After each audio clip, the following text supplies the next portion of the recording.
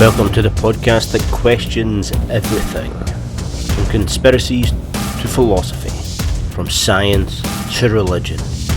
We will be looking at the construct of the illusion, and as always, we will question everything. This is the first edition. Found it to be quite fitting. 46 years since we landed on the moon, or did we? So let's question, did we land on the moon? I'm here with my studio guest, Greg Andrew, bona fide asker of questions and scratcher of monkeys. Yeah, just all round good guy as well. Handsome man with a beard. So that obviously qualifies me for a podcast such as this.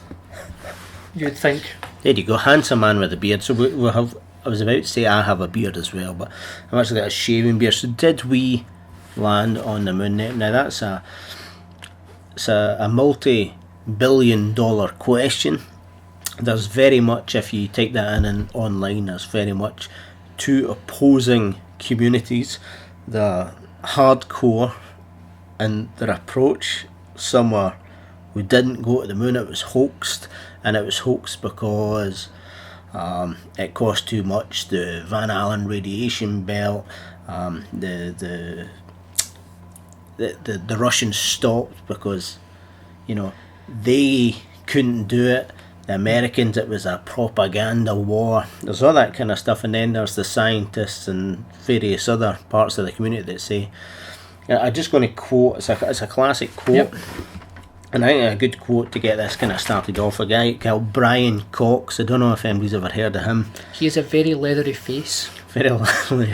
He's a professor of Yes, physics. he's a very interesting man. He's and he works man. for CERN, and they again, big conspiracy theories about CERN itself. But he said on a tweet to the real Buzz Aldrin, I've said it before and I'll say it again.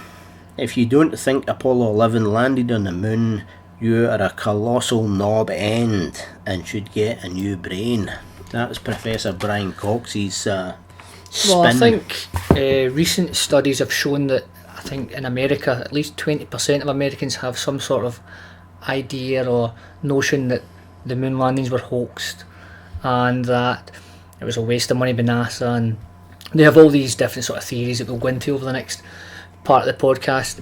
So that's quite a lot of money to have to spend on new brains, first of all, from Brian there. So that's quite a statement he's making there. It's an interesting... But definitely he is obviously in camp. As you said, there's two camps. he's in the pro-moon camp. He's a leader, or second in command after the real Buzz Aldrin. The real Buzz Aldrin. So that's how it goes. Buzz Aldrin, Brian Cox. So it's a great quote. It's a great thing to start off on, knowing that it's the 46th anniversary since the Apollo 11. We're also going to talk about, I think, the other Apollo missions, because there was obviously not just the one. So let's look at that. There was six manned missions to land on the moon, and they took 12 men, essentially 12 people landed on the moon, and that was between the 20th of July 1969 and December 1972. Apollo 11, as you said, right through to Apollo 17. Yep. Now, obviously they landed on the moon. So the question for me that arises from that my very first question from the idea that we landed on the moon is, why do we not have cities on the moon? Why have we not been back to the moon? Why have the Russians or the Soviet Union at that time, why did they not follow through and continue to the moon, because they were in a competition? Yep. Why has superpowers like China, who has its own lunar project at the minute, why have they not landed on the moon? These kind of, so that's the first thing that hits me, and the main questions that arises from the technology. 1969 was, in comparison to today, ridiculous. Yeah, I think obviously we spoke about earlier, just before the podcast started recording, about the no and yes camps. Did we go to the moon? Did we not? And we'll offhold our opinions and how are stated what camp we're in till the very end, but I think you'll probably be able to guess during it, if you can, what we are pro or nay on the conspiracy of the landing on the moon. Personally, for me, that question, it's not easily answered, but there is a few kind of things that kind of nudge me towards why. As you say, why did we stop going to the moon? Why have we went to the moon? The race to the moon was a race. So from early 1950s to 1969, it was a race to the moon. Most people, and I think the American public were very much of this, once a race was won, that's it.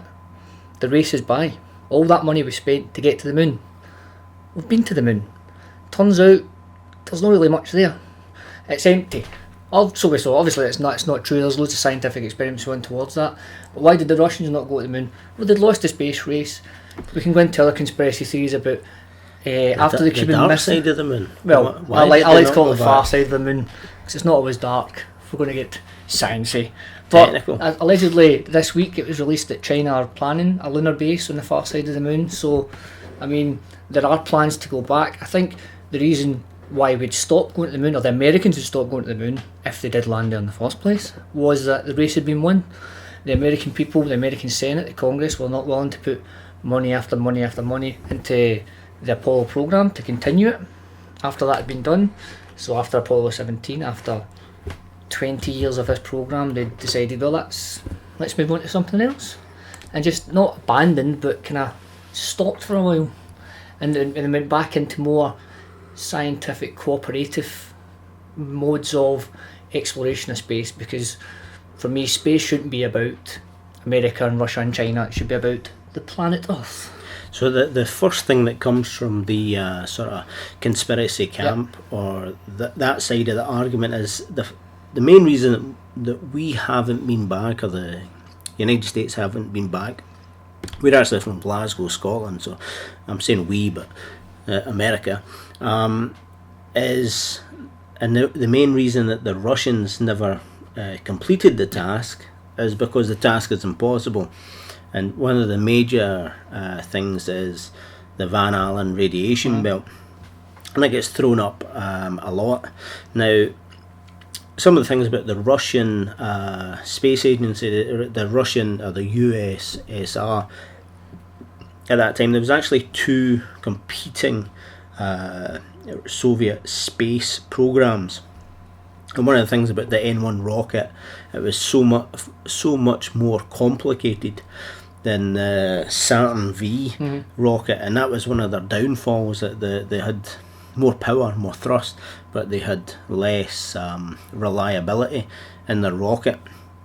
But I'm just going to read out a list of which for me kind of cements a strange thing. The Russians were the space leaders, and it was, again, like, they were the space leaders up until Gemini, and then when the US launched Project Gemini in 1966, that was the kind of turn for the US. But listen to this for a list of first. 1957, the first intercontinental ballistic missile. 1957, first satellite, Sputnik 1. 1957, first animal to enter Earth's orbit. 1959, first firing of a rocket into Earth orbit, first man-made object to escape Earth's orbit, Luna 1. 59, first data communication. 59, first man-made object to pass near the moon, first man-made object in solar orbit. 1959, first probe to impact the moon, Luna 2. 1959, first image of the moon's far side, Luna 3. 1960, first animal to safely return to the Earth's orbit. 1960, first probe launched to Mars. 1961, first probe launched to Venus. 1961, first person in space, Yuri Gagarin. 1961, first person to spend a day in space, German Titov. First dual man spaceflight approach, 1962. 1963, first woman in space. 64, first multi-man crew. 65, first EVA. 65, first probe to hit another planet. 1966, first probe to make a soft landing on and transmit from the surface of the moon. 1966, first probe in lunar orbit. 1967, first unmanned rendezvous and docking. 1969, first docking between two manned craft and Earth. 1970, so we're now passing when the Americans Yep. hit the moon. 1970, it's still all these first samples ultimately returned to Earth from another body, Luna 6. Luna 16, that was 1970, first robotic space rover. 1970, first data received from the surface of another planet. 1971, first space station. 1971, first probe to orbit another planet. That was Mars. 1975, first probe to orbit Venus. 1984, first woman to walk in space. 86, first crew to visit 2 separate space stations. So you can see the Russians had a lot of firsts, and the only firsts they never had was landing man on the moon. And yet they continued, and they still have a very active space program. And in fact, in the very far east, in Vostochokrai, in the far east, they're building a state-of-the-art, brand new space facility where they're going to be launching a whole host of different things. They have been at the forefront of space technology, and the sciences and all that sort of good stuff, but yet they have never done the one thing, which is the lick your top of your finger and put out the candle, we're the best, i.e. landing man on the moon. Why have they not done it? Well, I think you could perceive that list as a great list, which it obviously is, but then you say, puts the tip of the iceberg. The tip of the iceberg is to land on another planet and put a human foot on it. That was done in 1969 by the Americans. Was it? Costs a lot. I'm sure it costs billions of dollars. America were willing to go that. You said a wee bit earlier on about the different types of rockets that were used, Yep. and how the Saturn rocket was a lot more simpler in construction. Obviously, the Saturn V is a very, very complicated piece of machinery, but compared to the Russian way of making rockets, N1. the M1, it was a lot simpler. What that says to me is the Americans pushed, made everything simpler. What's the simplest way to get a man on top of a big bit of dynamite and shoot him up into the air as high as we can? That's why it gets simpler, because the Americans had the goal of getting man to the moon. You could say that, but a contradiction to that could be that the Americans currently use reductions of technology that was developed by the Soviets for their space, and they are the RD-180 and the NK-33. So they use, and one of the big things that came out, the sanctions, European sanctions on Russia, and the American sanction on Russia, was the fact that America wouldn't be able to get their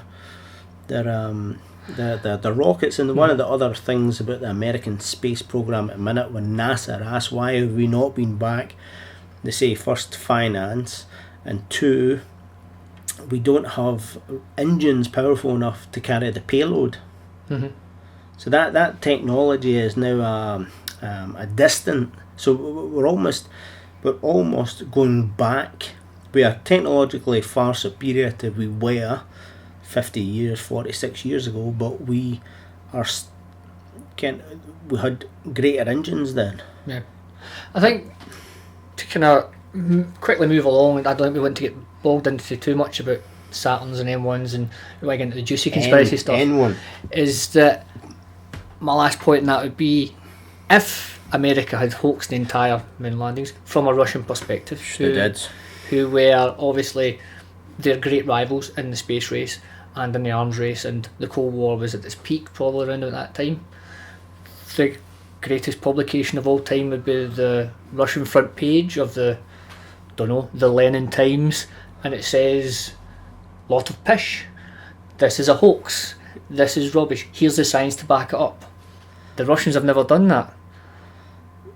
Not to my knowledge, although I have lived in the west of the world and maybe other publications, but that's for the scientists. I think the Russians have questioned the validity.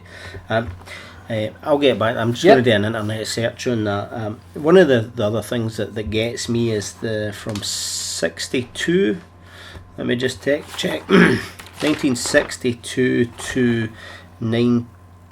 1962 to 1969, so 7 years roundabouts, where America decided they were going to land man on the moon, and they done it.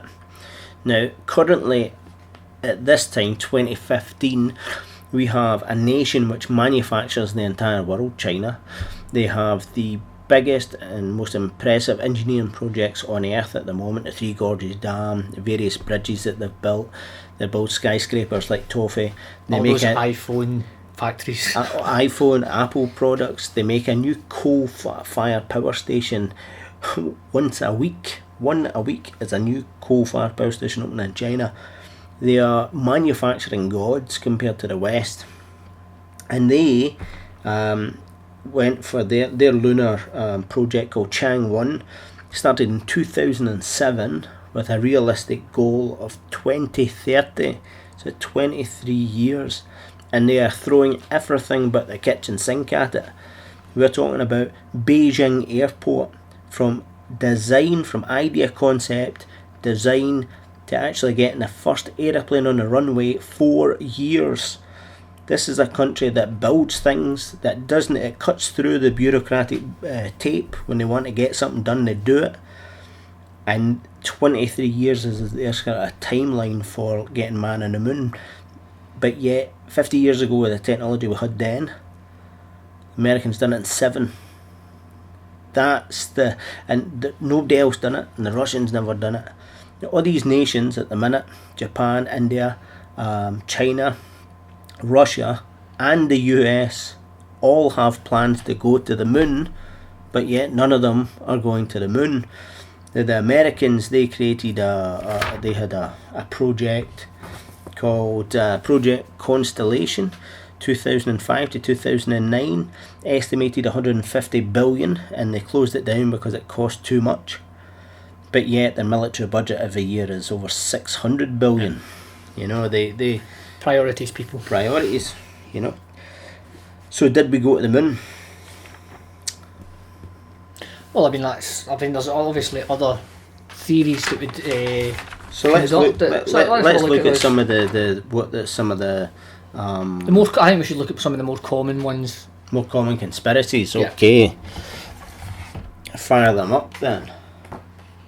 So I think the basis of the conspiracy is, if the USA and NASA didn't go to the moon, which many people adhere to, then what did we actually see on TV, film, photograph, all these media platforms from 69 to 72? What was all this stuff we saw? So let's break it down. Let's break that down. So one of the first things that when I look at the pictures, and on the website there will be a couple of these classic pictures, is the moon surface has a black backdrop. Black, like the space is black, and one of the classic lines is, "There's no stars. It must be shot in a studio, there's no stars." If it was that simple, they would just, no use Photoshop. I don't think Photoshop was available, but there would have been other techniques to put stars in the background if it was that simple. Yep. But there's a simpler idea, and there's a simpler concept and reason why there is no stars in the background.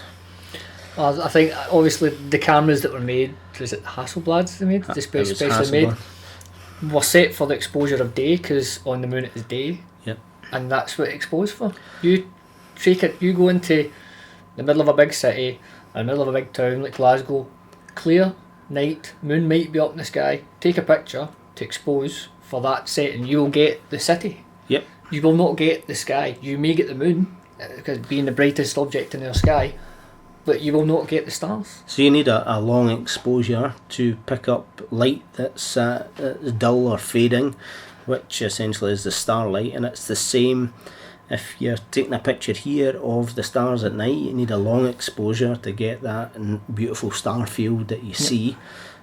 So right, as a what, it must be faked, that one's dismissed because it's just exposure. I think there was an idea that, for me, as someone to question that, would be, well, why not just make a camera that can take pictures of stars? It'd be perfect, it'd be nearly as good as the Hubble would be. Well, obviously not as good as the Hubble would be, but in 1969 they would never had pictures that great because it's on the moon.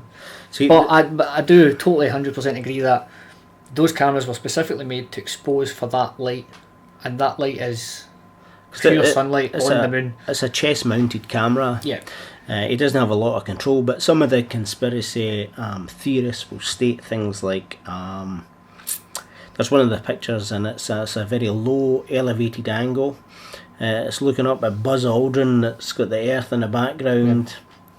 So how did he take that picture? Was he literally lying on the ground with this centre weighted camera on his chest, like a kind of GoPro on a harness, try to wiggle around to get that picture? The other argument that a lot of conspiracy theorists put out is all the pictures are in focus. They're all in focus. And that's, being a photographer myself, I know that not all your pictures are in focus, especially when it's manual focused, etc. And one of the other kind of things that I came across myself was the space, the International Space Station has a lot of photographs with both the exposure of the spacewalks with the star field and without, but yet the foreground is perfectly exposed, and that kind of asked me a couple. And one last thing that I thought it was a bit strange was the size of the Earth. And surely the Earth is a lot bigger than the Moon, and the Moon is small for us. It's like small in the sky, but yet when you see the Earth in the background when they're on the Moon, it's tiny. Does this? It should be huge, surely. I think it's very hard for me trying to work out how far the Moon is. I mean, the Moon takes you about 3 days to get there at astronomical speeds. The Moon's not that close to us. All other space flights don't go anywhere close to being towards the Moon.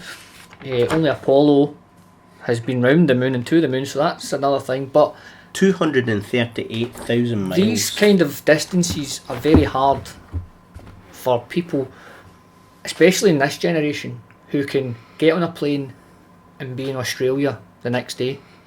Whereas if this was 100 years ago, it takes you more than a day to get to Australia. Distance, I feel, has been very skewed.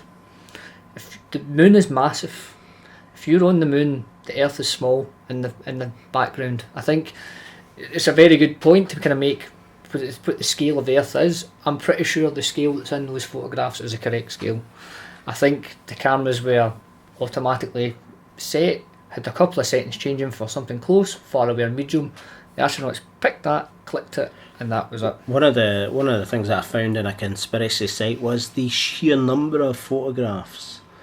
And they done the math for the amount of time that they were on the Moon, and it was the equivalent of there'd be one picture taken every minute, and like the sheer amount of film needed to be carried by the astronaut, and they done the math again.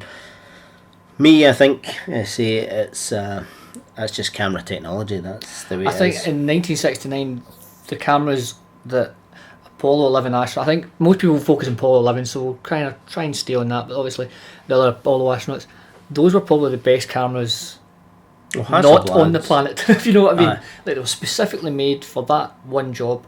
Your camera's made to do all sorts of jobs. Your 1969 camera, even the best quality ones, would have been nowhere near the quality of these specifically made cameras. So I think for that one, I don't think the conspiracy guys win. I think the yes. I think that could maybe have got that one for the vote. So another classic is the Moon lander thrust pattern and dust on the feet is a classic that comes up. Why is the Moon lander come down? It come down as a soft landing, so it's controlled, and it landed, and in the pictures there is no dust, there is no debris. How do you explain that then? When you just rationally think about it, that's a great question to ask. I think this podcast in the future will ask such great questions. For me, if you look at the NASA, they all do this kind of Ralph McQuarrie visual artist techniques of what it's going to look like when we land on the Moon, like 10 years before it. So Kennedy would have had them drawn up. All the science fiction books at the time had the blast radius and the dust on the Moon or Mars, whatever the sci-fi thing was. the fact that there isn't that isn't a question of them, the fakers forgot to do it. Because if I was going to fake that, I would definitely have that. I think what's happened there is the way the dust reacted on the moon, the way the thrusters were powered right down, they were just into manoeuvring, they were always on very limited fuel, they were always on very limited power at that time. As you say, a soft touchdown. Once that lands, the dust isn't moving, there's no frictional air getting pushed away. That's why there's no big... If I was going to fake the moon landings, I would have had a big crater. Are you saying that the moon is not Earth? And there's different conditions, different atmosphere, that would appear to be the different case. gravity. Some of the things that I came across was, as you say, it's a soft landing, they're powering down, they're not using a lot of thrust, different gravity, also different the soil content, the way that the soil on Earth has been ground and ground and ground through the atmosphere, through water, evaporation, condensation, all these different things, grounding and grinding, and the soil or the kind of ground on the moon is more square and more kind of locks together tight due to the fact that it's not as rounded, it's not been as processed, so it doesn't fire into the atmosphere. There's less atmosphere, so it doesn't fire into the atmosphere and it doesn't move the same way, and I think that's the key here. It's an alien world, Yeah. and it's not... All those great 50s science fiction movies about landing in different planets have all got their rocket thrusters blasting down on the new planet and all the dust is blown up. I just simply think, in the case of this with NASA, that just wasn't the case when it landed. It just powered right down, soft landing, and as I say, if I was going to hoax them, I think that would have been one of the things we'd have had, would have been this big blast radius underneath. So I think that's 2-0 to yesers there. Maybe I don't know what the guys think out in podcast land, but that's kind of what I'm thinking. Okay, then the next big thing, there was a couple of them. Obviously, you might have heard most of these. There's the crosshairs on the camera. There is the flapping flag. There is the video footage, which looks like it's just slowed down on Earth. There is the etched crosshairs on the camera slides, and some of them seem to disappear behind the items. There's the shadows. So if you just take a few of them, and I think one of the most famous ones for conspiracy theorists would be the flapping flag. So myself might say that was shot in a movie studio. It was in July. It was really warm. Somebody left the air conditioning on. A gust came through. Air hitting off the flag makes it flap. That's a clear case of it being hoaxed. Is what a hoaxer might say. I think that's very valid, when the reality could be that the flag does look like it's flapping, but it's actually could be frozen in position. It looks exactly the same in every picture that was taken. So if you go through the various different pictures from different angles, and we have in front of us it's like a picture with about 7 pictures round it, and the flag, they scrunched the flag like a curtain on a curtain rod to give it a waving flag look, never suspecting that in 30 years later someone would point out to the scrunch as proof that the flag was never on the moon. So it was a deliberate kind of ploy by, but at the same time the flag would have been folded or for transport, for optimum space on a very cramped, and it's got flight. that horizontal flagpole to keep it out. I mean, I don't think it'd been any disagreement that the people in NASA, the scientists, are very smart people. Yep. And I think when they were thinking of these things, the simple idea of not making it a flag like we have on Earth that can flap in the wind, but it's mounted on a aluminium pole. So once that's touched, I'm by far no means, although I do have a 2 in physics standard grade, not an expert in how things react in a vacuum, but it does seem that once that's placed up, the motion that's been put into it for a few seconds does appear for it to be flapping. Then it lies perfectly still in that crumpled way, and the images I've looked online, it does seem to only move when it is touched or brushed up against or whatever. So the flapping is just the motion or the energy that's been put into the aluminium pole by the movement, and it just continues to go in that vacuum until the energy dissipates. It's, as you say, the crumpled flag, they didn't think to take an ironing board and an iron and give it a wee nice polish, which is obviously something they should have done. They're on the surface of the moon. Yeah. Or are they?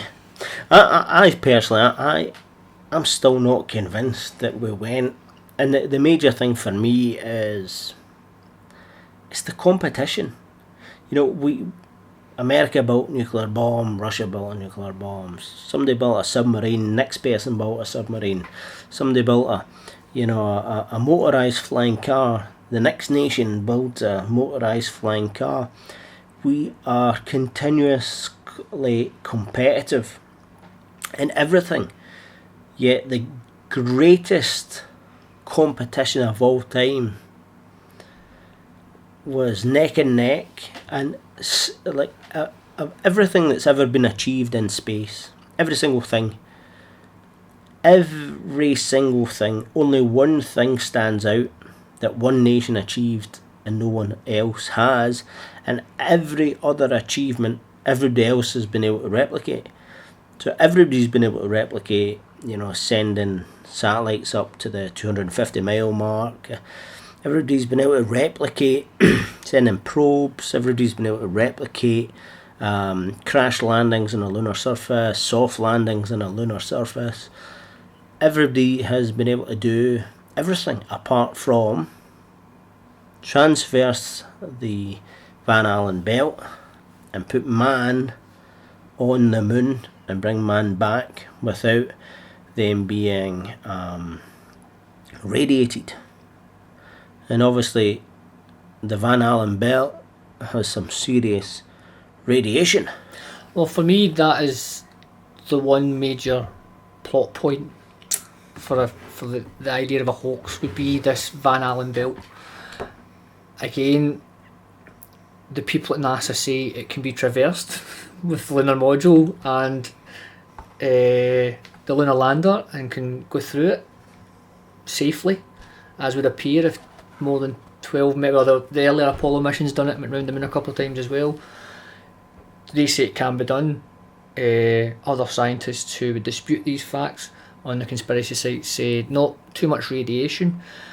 In my heart, as a major geeky sci-fi fan, I would hate to think that there's this bolt of radiation keeping us on Earth forever. That lead is the only way to stop it, and we can't get that amount of lead up into the sky with the rockets we've got. So that is a question for me. I personally don't know the answer. I have not researched the Van Allen belt that much. I know what it is, I know what causes it, but NASA say they can send spaceships through it. Conspiracy theorists say they can't. Well, the Van Allen belt is obviously a radiation belt of some description. Several radiation belts, I think, as well. Well, there's two, Yep. Two dominant, between 400 and 6,000 miles and between 8,400 and 36,000 miles. The moon being 238,000 miles, so anybody that goes to the moon must traverse near enough 95% of all missions to space by every nation on Earth are between the 200 and 350 mile radius, so 50 miles shy of the Van Allen belt. Some of the research I found was putting into context of when you know what radiation is, you can work to shield against it. I think a lot of the conspiracy programs compare it to Hiroshima or Chernobyl, when in fact it's very much nothing like the radiation that you would get at Hiroshima or Chernobyl. And the other big thing that a lot of people kind of forget is space is no two-dimensional, space is three-dimensional. and when the space shuttle is exiting orbit, it's spiraling away. And one of the best ones I came across, a guy was saying it's a very tightly choreographed dance that skirts the weakest part of the Van Allen's belt. But again, the information that I was reading for me about the Van Allen's belt and the trajectory, the 3-dimensional trajectory, was all very much beyond my comprehensional level.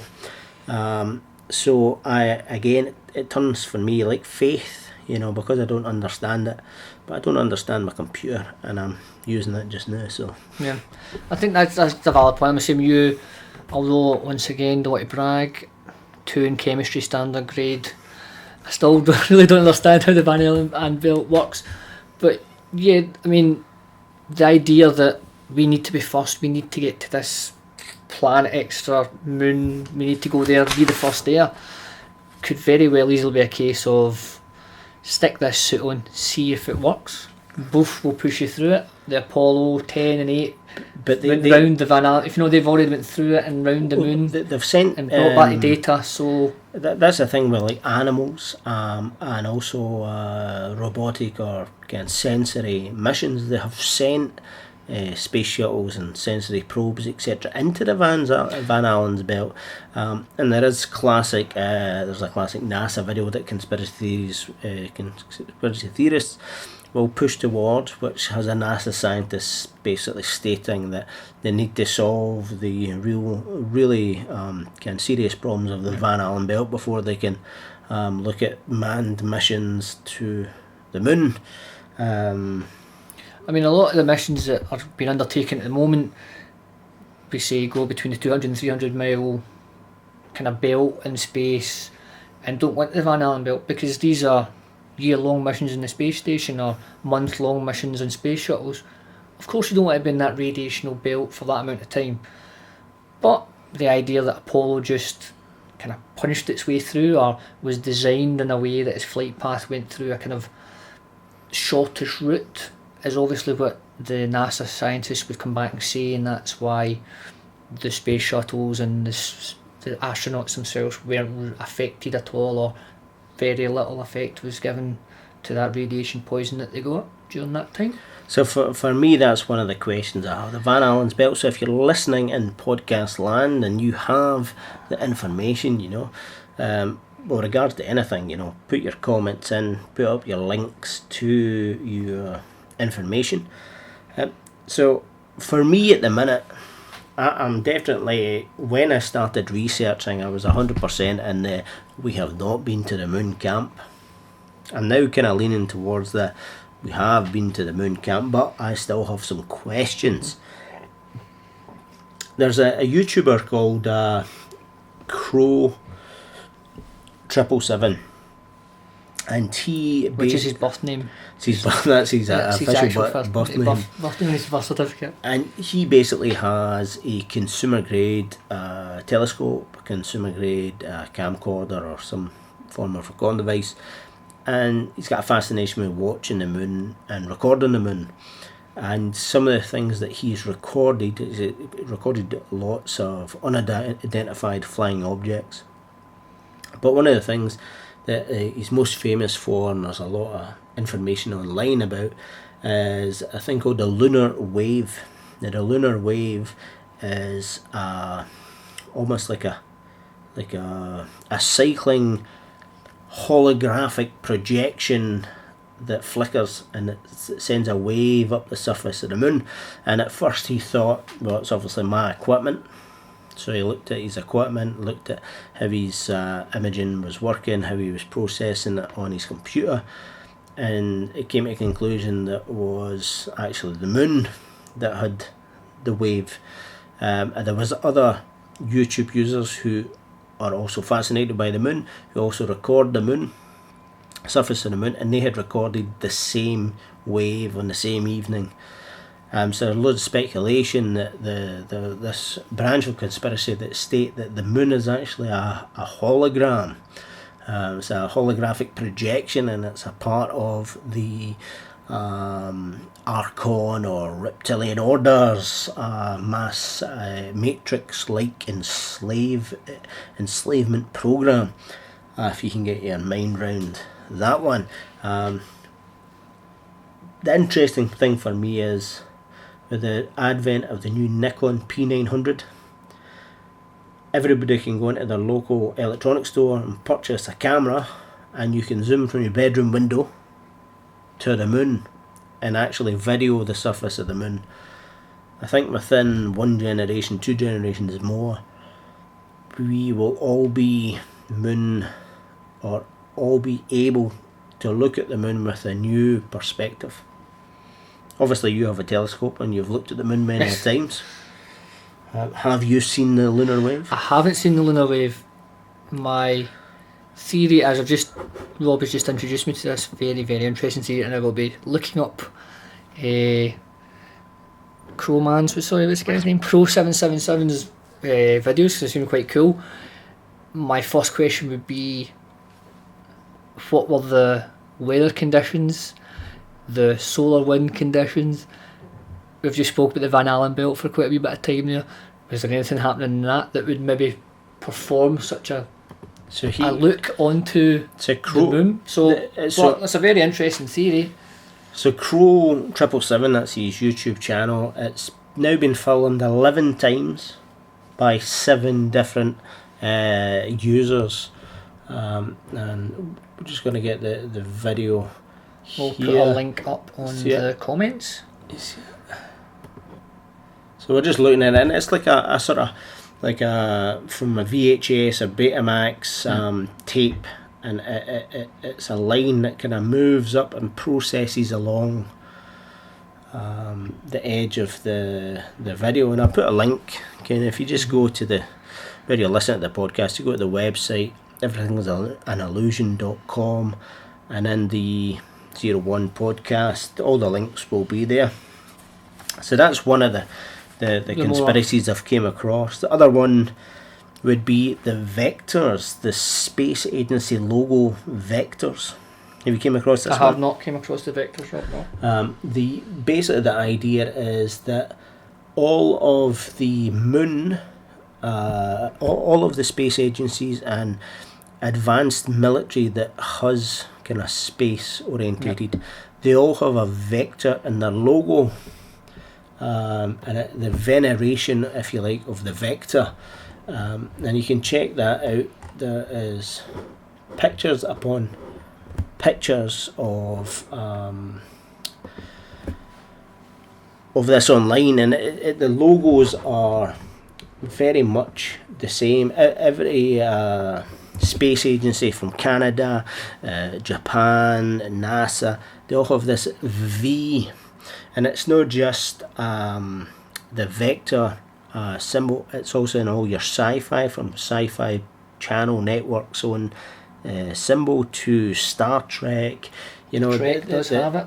It's in all of the, and one of the conspiracies that it's almost like it is their badge, i.e. the aliens. It's their badge, and when you go into space, they give you a talking to about the fact of you're like a cow and you're getting farmed, and this is our space, and this V, this insignia, even V the program, you know, the reptilian masters has this symbology, and when you look for the symbol you'll see it in even more things. It's the vector or the V or the chevron, and it's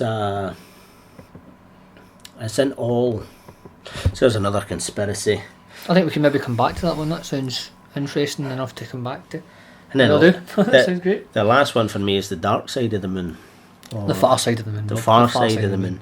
You know, in major Hollywood productions, linking it to an alien base, a moon base, and that could be one of the reasons. It's one of the things that gets thrown up a lot, is why have we not been back to the moon, is because we found alien life on the moon. Which is a very interesting theory. Obviously, to look at that would be the question that comes to me is, like, one person will say, "I've not been to the moon." Another person will say, "That's rubbish, we've been to the moon and we found aliens." And then there'll be arguments amongst them. You know what I mean? So it kind of splinters off a wee bit there. So some people might be one camp and kind of swap in. There's obviously a million stuff online that I think that could be a totally different podcast though. I suppose the real question is, you know, the question originally was, have we been to the moon? Another question it's the exact same question, but again, why would someone fake the moon landing? So now the obvious thing that comes is, as you say, it was a space race, about winning a race. It's about stating we are not just technologically superior, but we are superior. You know, I mean, we can put the full stop on a sentence, and that as two major superpowers are competing is such an amazing thing. And if you knew that it couldn't be done, would you go to the extent of faking? And has America or have great nations faked things to get to the goal of whatever the goal is? And the answer to that is obviously yes. We know that Hitler blew up his own parliament to start, you know, so we know that. And if you go back in time, Romans, the Egyptians, again, the Chinese, history is full of great ambition and doing crazy things to kid on. You know, kings have rewrote parts of their history to make it as if they reigned for 70 years instead of 4 years. They just rewrote the history books. You know, power has a way of, you know, we want to succeed, so we will create. But I think the classic line that brought it back, if the Russians knew that the Americans couldn't do it, it would be games of bogey, and they would put their hand up and say, that's fake. I think, I mean, the simple way for Russia would do that would be to prove scientifically that the Van Allen belt could not be traversed with the equipment that the Americans and NASA were using. I mean, I think we've missed a couple of the kind of conspiracy things when they're on the moon. I mean, the question was, did we go to the moon? If the answer is no, how did they hoax it? A couple of other things that just on my notes there I think we kind of missed was, people talk about the shadows in the moon. They talk about multiple light sources creating different shadows. I think when we've talked about photography and stuff like that, we kind of, the sun is the main light source, which kind of is one. So it's the way the shadows go on hills and stuff like that. We, myself and Rob, are also filmmakers sometimes when we can be bothered, and we've done a lot of green screen stuff, and multiple light source on a simplest thing as a green screen can be a right pain in the arse, and you know how hard it is to get rid of those shadows. Now again, one of the greatest theories of all time is that Stanley Kubrick, the great filmmaker, was in charge of directing these moon landings, and I'm pretty sure Stanley Kubrick knows how to light 2001: A Space Odyssey being filmed around the same time with the same set ideas. But I don't think there's the great one is obviously the Shining Code, where you look through The Shining, it tells you how he faked it, which is very, very interesting, if not very circumstantial. But even if you look at 2001, Kubrick being such a stickler for detail, and I think this is why he kind of get brought into it. When you see them on the moon, you don't see the stars. Like something as simple as that. He knew how the lighting on the moon would be. And that's how he lit his film. So I mean, there's those couple of things there. I think that for me, the shadows, you know, just looking at that picture in front of us, the shadow's clear. It's one source. There's the inverse square light law, inverse square for the light and the drop off. So the drop off, right? It just continues. The light just continues on these. And the crosshairs are quite evident, and I'm quite convinced that all that kind of stuff. For me, it's more the, you know, why did somebody else not do it? You know, like I'm looking at that picture and I'm thinking, yes, we went to the moon. It even states that the Americans brought back, 382 kilo over the years that they were at the moon surface. So they brought back 382 kilo of soil. Why? Well, I think the main reason for that would be if they found gold in the moon, we would be living in the moon right now. I think that, you know what I mean? They found these very, very interesting geological minerals and stuff like that. Water has been discovered by the latest few probes that have been sent up there, but they never discovered gold or silver or platinum. That's probably, if you were going to be a conspiracy theorist who was going to send people to the moon, that's why they were sending them. If you know what I mean, just pump that amount of money, not just to beat the Russians. Well, there's a good question. Recently, there was an asteroid within maybe this week or last week that they reckon would be worth $5 trillion worth of in platinum. It's a platinum asteroid, essentially. Why we...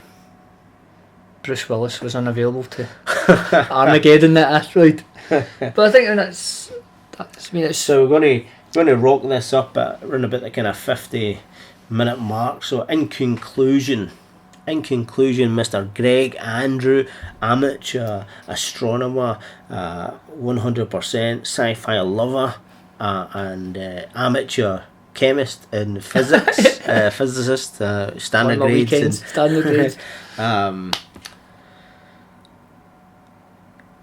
Wrap it up. Well, I'd like you to think a couple of things. Just simply conclude if you believe that we went to the moon or not, and what is the things which are giving you the best food for thought and moving forward and thinking about the lunar kind of problem. I will conclude, Mr. Speaker, if I may. I personally think that the moon landings are the greatest achievement of the human race. 99%, I think, definitely went to the moon. I think the Van Allen belt radiation is something really needs to be investigated for me, and be something I'm going to question and look into. I think there is a lot more to do with the economical struggle between the USA and Russia. It's not just simply sending two people to the moon. It's a major arms race, it's a major space race, it's a theological, political race. I think Russia, even probably by 1969, I think the Americans knew that the Cold War was up, but continued to spend billions in war and armaments in Vietnam and Afghanistan. That goes into other conspiracy theories that hopefully we'll come back to in another podcast. But so by 1969, the American government knew that it was a phony arms race. The space race that is now prevalated throughout the world is one of cooperation with the European Space Agency, the cosmonauts. It's the Russians that send Americans up to the space station. What about China? Well, I think that can come back to being a race again, but that's something we'll need to wait in the future. So what's happening just now? The Changwon started in 2007. That's going to be that might be the new space race. That might get us to Mars. But so for me, sadly, I really have to kind of go and say that Neil Armstrong, 46 years ago, was the first man to step onto the moon and utter those words and jump about, and subsequent missions where people playing golf and lunar rovers, and then Gene Cernan was the last man to step off and return safely back. I think the other thing that just kind of gives it to me is we know that certain science departments throughout the world, they may be controlled. So this may be something the conspiracy theories would say, no, they're controlled by governments. There is reflective platforms on the moon placed there by the Apollo astronauts that we measure how far the moon is moving away. And we now know that because of the Apollo missions. We could do that with robotic landers as well. That's a valid We don't point. need a manned mission to put the reflectors That's true. there. So for me, I'd like to conclude, say thank you for having the podcast, but I believe that we did go to the moon. Yes. So I'll allow you from, hopefully you've enjoyed that, the first podcast from Everything is an Illusion, the podcast where we question everything. with myself, Rob Wallace, and today's guest, Greg Andrew. Thank you very much. And hopefully we've had enough information and questioning to conclude for yourself. Either you want to ask some more questions, or if you're firmly in either of the camps, please feel free to interact. And we have a Facebook page, the website, and we are going to tackle the pyramids. It's another classic from what was their purpose, who built them, all the kind of classic questions, and there's a huge space connection with them kind of structures as well. And that'll be our next podcast, either between 2 and 4 weeks. Thank you very much. Everything is an Illusion is brought to you by RobWallaceMedia.com, award-winning media. TheEnergeticMind.com, inspirational, motivational and thought-provoking art. And Health Made Simple. Buy today, change your life forever. healthmadesimple.info. Thank you, and remember, question everything.